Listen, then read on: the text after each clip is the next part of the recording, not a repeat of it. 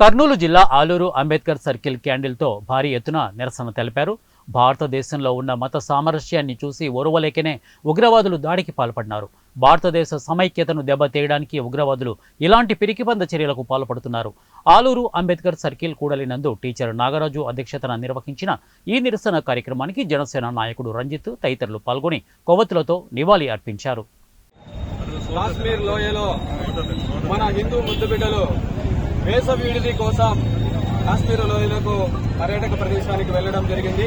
అక్కడ ఉన్నటువంటి ముష్కరులు సైనికుల దుస్తుల్లో వచ్చి అనుకోకుండా వారి మీదుగా మూకుమ్మడిగా 3 చోట్ల దాడి చేయడం, చాలా మంది ఎస్పెషలీ హిందూ ముద్దుబిడ్డలే అక్కడ ప్రాణాలు అర్పించడం జరిగింది. ఈ దాడిని మనం ముద్దుబిడ్డలుగా ఖచ్చితంగా ఖండిస్తున్నాం.